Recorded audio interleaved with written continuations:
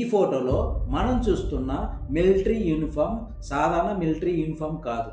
British ఎంపైర్ని ఒక వ్యక్తి భయపెట్టలేదు, ఒక ఆలోచన భయపెట్టింది. ఆ ఆలోచన పేరే ఐఎన్ఏ. అందుకే ఈ ఫోటో ఇప్పటికీ కూడా పవర్ఫుల్గా కనిపిస్తుంది.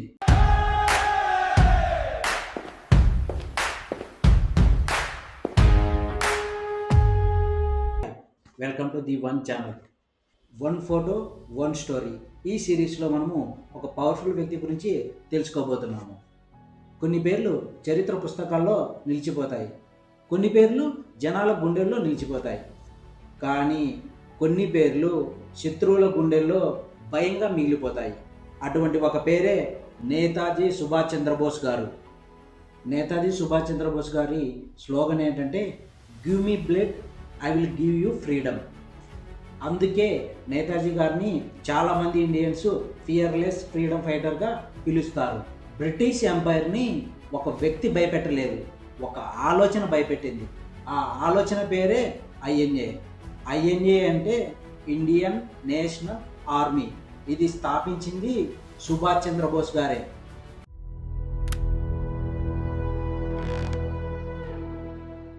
The boy who dreams big. 1897లో బ్రిటిష్ వారు ఇండియాని ఏలుతున్న రోజులవి. అప్పుడు కటక్లో సుభాష్ చంద్రబోస్ గారు జన్మించారు. ఆయన చిన్నప్పటి నుంచి ఒక brilliant student, discipline, leadership, courage వంటి లక్షణాలు కలిగిన వ్యక్తి. ఆయన ఫ్యామిలీ కోరిక ఏంటంటే ఆయన బ్రిటిష్ గవర్నమెంట్లో ఒక హైయెస్ట్ జాబ్ చేయాలని. సో అందుకోసం సుభాష్ చంద్రబోస్ గారు ఇంగ్లాండ్ వెళ్ళి సివిల్ సర్వీస్ ఎగ్జామ్ రాసి టాప్ ర్యాంక్ పొందారు. ఆ రోజుల్లో ఇండియన్ సివిల్ సర్వీస్ జాబ్ అంటే ఒక డ్రీమ్ జాబ్. సో దానివల్ల స్టేటస్, మనీ, పవరు అన్నీ వస్తాయి. అందుకే అది ఒక డ్రీమ్ జాబ్. కానీ సుభాష్ చంద్రబోస్ గారు ఒక షాకింగ్ డెసిషన్ తీసుకున్నారు. అది ఏంటంటే బ్రిటిష్ గవర్నమెంట్కి పనిచేయకూడదని నిర్ణయించుకున్నారు.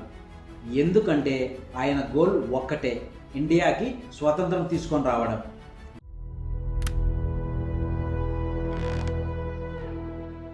The rebel leader.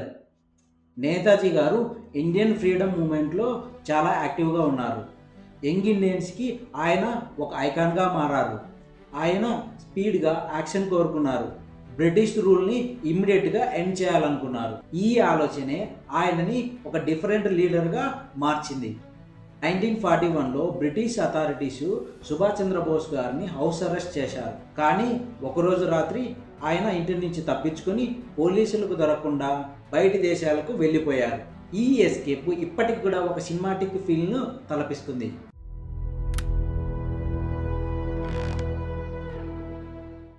Azad Hind Fauj. World war II సమయంలో సుభాష్ చంద్రబోస్ గారు ఇండియన్ నేషనల్ ఆర్మీని లీడ్ చేశారు. అదే ఆజాద్ హింద్ ఫౌజ్. నేతాజీ గారు బ్రిటిష్ రూల్ని ఐఎన్ఏ ఫోర్స్తో ఛాలెంజ్ చేశారు.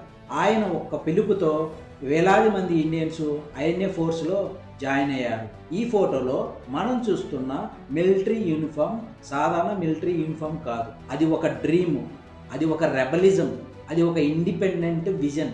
అందుకే ఈ ఫోటో ఇప్పటికీ కూడా పవర్ఫుల్గా కనిపిస్తుంది. సుభాష్ చంద్రబోస్ గారు బ్రిటిష్ గవర్నమెంట్తో ఎటువంటి యుద్ధము చేయలేదు, కానీ ఆయన బ్రిటిష్ గవర్నమెంట్లో భయం పుట్టించగలిగారు.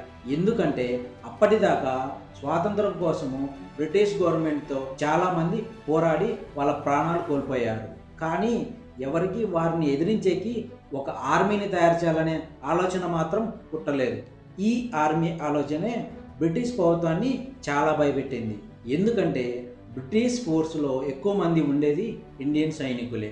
సో ఒకవేళ బ్రిటిష్ గవర్నమెంట్ ఐఎన్ఏతో యుద్ధం చేయాల్సి వస్తే బ్రిటిష్ ఫోర్స్లో ఉండే ఇండియన్ సైనికులు బ్రిటిష్ గవర్నమెంట్ కోసం యుద్ధం చేస్తారా, లేక ఫ్రీడమ్ కోసం ఫైట్ చేస్తున్న ఐఎన్ఏ ఫోర్స్తో కలిసిపోతారా అనే ఒక భయంని ఈ ఐఎన్ఏ ఫోర్స్ కలిగించింది. ఇక్కడే సుభాష్ చంద్రబోస్ గారు బ్రిటిష్ గవర్నమెంట్ని సైకలాజికల్గా దెబ్బ వేశారు. అందుకే బ్రిటిష్ గవర్నమెంట్కి సుభాష్ చంద్రబోస్ గారు అంటే అంత భయం.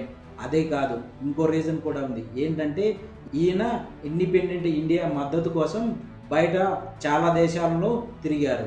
అది కూడా బ్రిటిష్ గవర్నమెంట్ని చాలా భయపెట్టింది.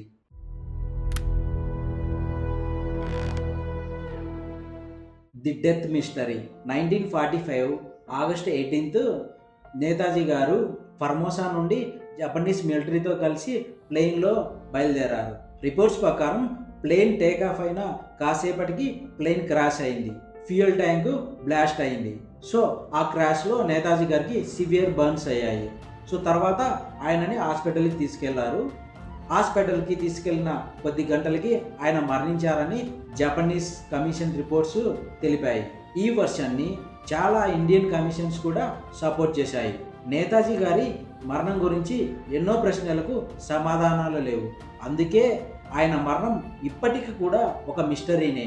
ఎందుకంటే ఆయన బాడీ ఇండియాకి రాలేదు. కనీసం ఆయన మరణించినట్టు ఒక ఫోటోగ్రాఫ్ ప్రూఫ్ కూడా లేదు. చాలా మంది విట్నెస్ స్టేట్మెంట్స్ ఎయిడ్స్ తర్వాత డిఫరెన్స్గా ఉన్నాయి. అలాగే చాలా మంది ఇండియన్స్ నేతాజీ గారు ప్లేన్ క్రాష్లో సర్వైవ్ అయ్యారని నమ్మారు. అందుకే నేతాజీ గారి మరణం గురించి డెకేడ్స్ పాటు రూమర్స్ వచ్చాయి. ఆయన మరణం గురించి పాపులర్ రూమర్స్. రూమర్ 1, జపనీస్ వారు ప్రకటించినట్టు ప్లేన్ క్రాష్లో ఆయన మరణించారు. రూమర్ 2, కొంతమంది రీసెర్చర్స్ నేతాజీ గారు ప్లేన్ క్రాష్లో సర్వైవ్ అయ్యి సోవియట్ యూనియన్కి వెళ్ళారని బిలీవ్ చేశారు. దీనికి కూడా స్ట్రాంగ్ ఎవిడెన్స్ అంటూ ఏదీ లేదు. రూమర్ 3, నేతాజీ గారు సీక్రెట్గా ఇండియాకు తిరిగి వచ్చారని గున్నమి బాబా థియరీ చాలా ఫేమస్ అయింది.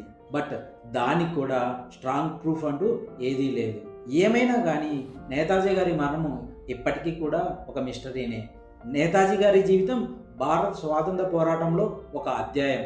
కానీ ఆయన మరణము ఇప్పటికీ కూడా సమాధానం లేని ఒక ప్రశ్న. జై హింద్, జై భారత్. మరిన్ని మోర్ వీడియోస్ కోసము please watch and subscribe the one channel.